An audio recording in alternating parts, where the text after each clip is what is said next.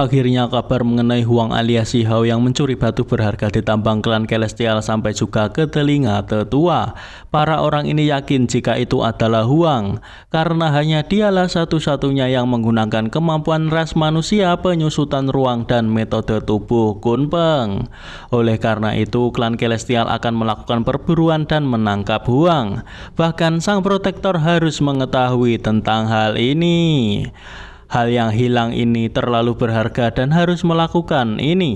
Bahkan jika Si Hao ada seseorang yang melindungi, namun tak seharusnya Si Hao menimbulkan kekacauan sebesar ini. Yunsi secara diam-diam mencuri dengar pembicaraan mereka. Si Hao meletakkan inti batu yang ia peroleh, namun benda itu melayang-layang di udara.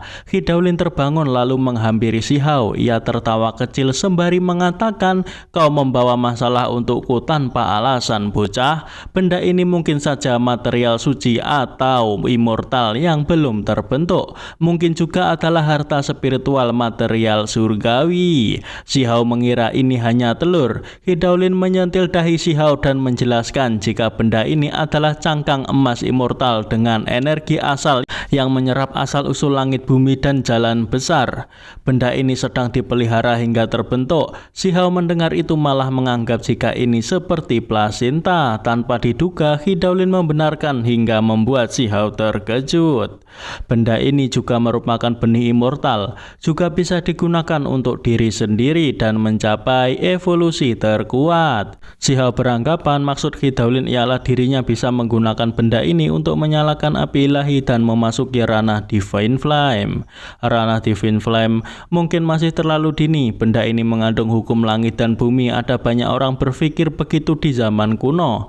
Banyak yang ingin menggunakan langit dan bumi sebagai tungku dan mengambil jalan surgawi seperti api. Namun cara ini terlalu sulit. Ingin menggunakan untuk diri sendiri, peluang berhasilnya hanya 20%. Sekali gagal akan berubah menjadi abu. Si Hao meminta Hidaulin untuk tidak membuatnya takut. Jika berhasil menggunakannya, benda ini akan terus bersama. Bagaikan memasukkan jalan surgawi ke dalam tanda Dao dan menyatu dengan tubuh.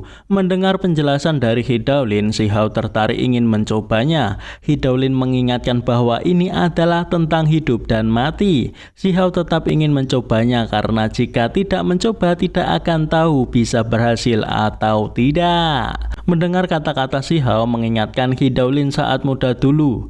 Ia juga pernah berkata demikian.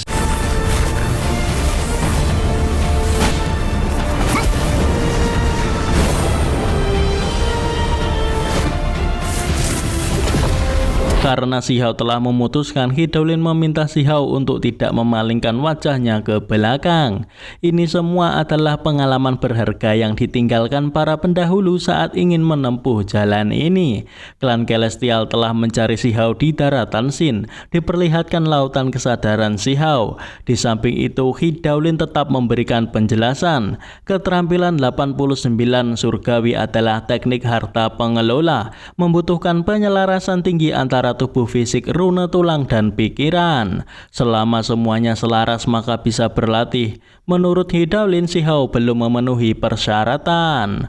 Tapi dengan tubuh fisik Si Hao yang sangat kuat, mungkin bisa mempelajari beberapa bagian terendah. Hari ini kau dapat memahami prinsip-prinsip benih immortal dan mencoba melatihnya. Klan Celestial juga mencari Si Hao di daratan api. Pantas saja Si Hao begitu ingin berendam di kolam peri teratai ilahi dan menimbulkan masalah hanya untuk memurnikan buah bodi emas.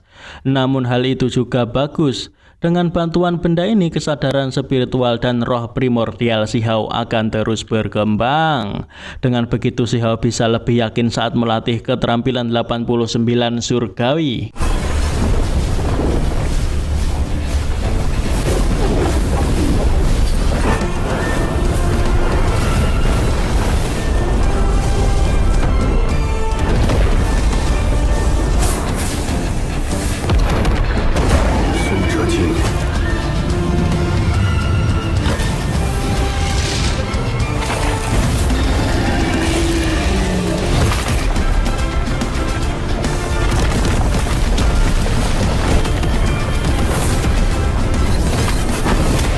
Hidaulin terkejut meski si Hao ranah venerable namun energi darah membumbung tinggi ke langit, bahkan dapat menjadi naga sungguhan yang mengawasi seluruh penjuru. Fenomena seperti ini tidaklah banyak meski di zaman kuno. Akhirnya si Hao berhasil menanamkan benih immortal ke lautan kesadarannya. Ia juga berhasil melatih keterampilan 89 surgawi.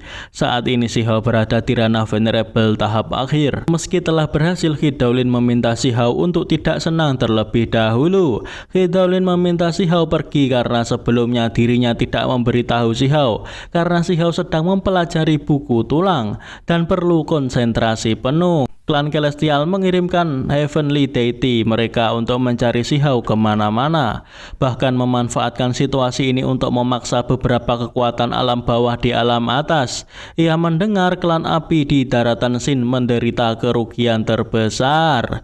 Karena mereka memaksa diri si Hao untuk muncul, maka si Hao akan pergi untuk memenuhi keinginan mereka. Hidaulin pun dengan senang hati menyuruh si Hao pergi dan mengingatkan si Hao jika kalah jangan kembali. Si Hao berada di tambang kuno nomor 2 klan Celestial. Ia dengan sengaja memanggil para penjaga agar mereka tahu jika dirinya ada di tempat ini.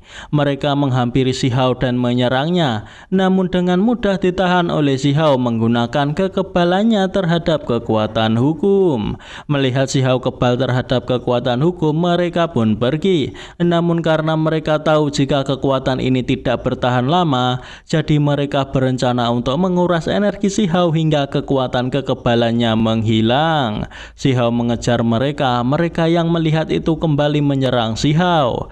Mereka bingung mengapa kekebalan si Hao bertahan begitu lama. Si Hao menendang jatuh salah satu dari mereka, yang satunya dihajar hingga muntah darah.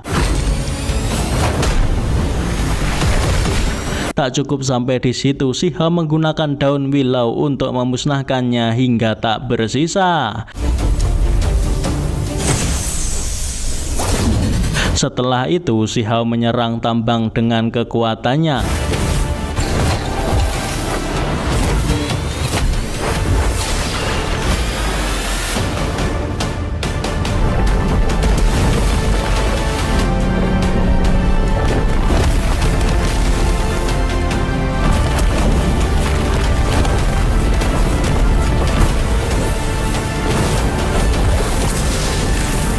Ini beralih ke kedai kota Fufeng. Mereka bercerita mengenai Huang yang melakukan pembunuhan besar-besaran, menghancurkan 15 tambang ilahi milik klan Celestial, bahkan juga membunuh belasan orang kuat ranah Divine Flame.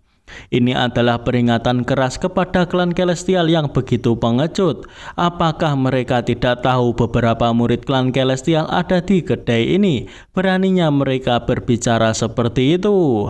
Yulun yang mendengarnya pun tak tahan dan menggeprek meja.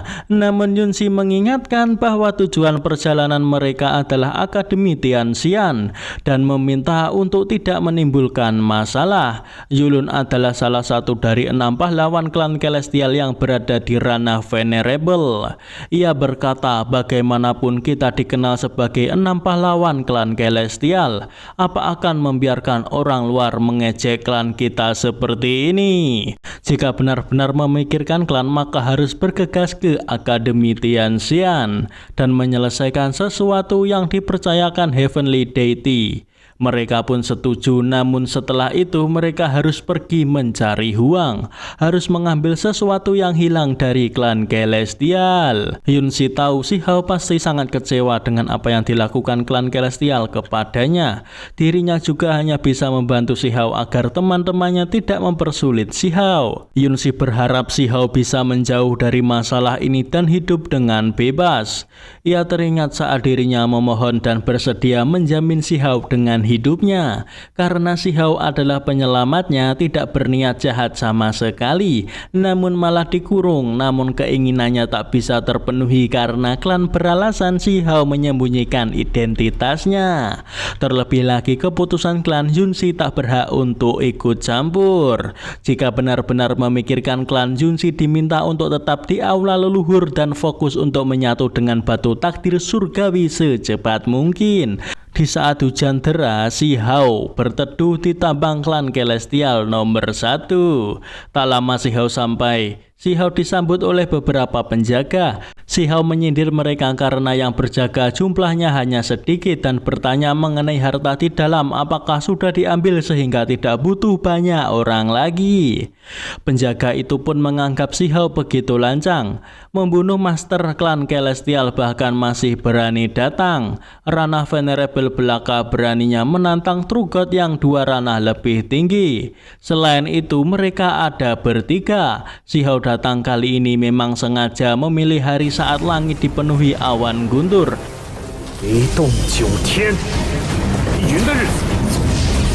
Melihat Si Hao yang menggunakan metode rahasia untuk menarik guntur, mereka segera melarikan diri karena guntur langit bukanlah sesuatu yang bisa mereka lawan. Namun tak dibiarkan oleh Si Hao menembakkan guntur ke arah mereka.